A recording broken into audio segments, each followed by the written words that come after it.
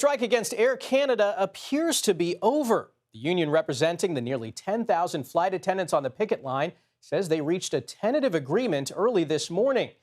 Mediators worked for hours overnight and into this morning to reach a deal. The work stoppage rattled Air Canada for 3 days during this summer travel season. CBS News correspondent Tom Hanson is live at LaGuardia Airport in New York City with the latest on this. Tom, good morning. So now that this agreement is reached, what happens next?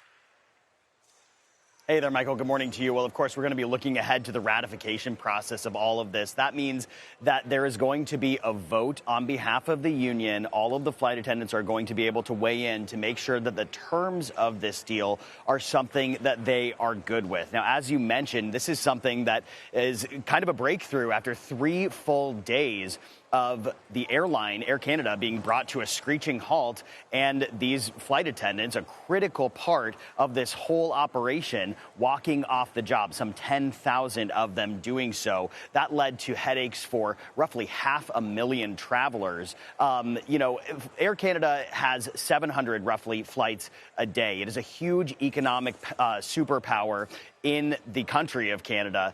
So this is something that has a lot of interest from not only people in the airline industry, people who are traveling, but also from the federal government there. We saw that the prime minister weighed in. He was disappointed. It was part of a mounting pressure campaign to really get both sides to come to the table, which apparently happened in the early hours of the morning, Michael. Now, Tom, do we have a sense yet of what's actually in this deal? You know, it's unclear. We can only speculate. We do know what was on the table. For instance, Air Canada had come to the table offering flight attendants a 38% wage increase spread out over 4 years. The union had said that that was not enough, that they actually needed higher wages in order to keep up with inflation. So that's the what. What were they asking for? And then they were also asking for when they were going to be paid. They were lobbying for being paid during ground stops. That means doing security checks, things of that nature. Currently, as it stands, Air Canada only pays its flight attendants when the doors to the aircraft are closed and the aircraft is in motion.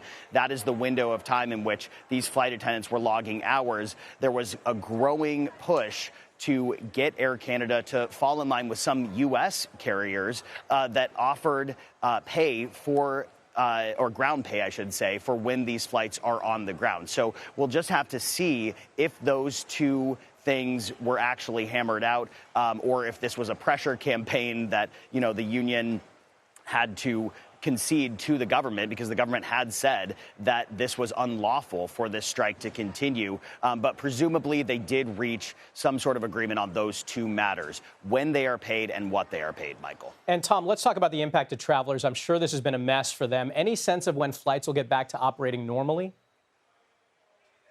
Well, there's what actually may happen, and then there's what Air Canada hopes will happen. At first look at the board, you can see that some of the flights are still canceled this morning. Air Canada says that they hope to have more flights opening up throughout the day today, but it may take some time for things to get back to normal.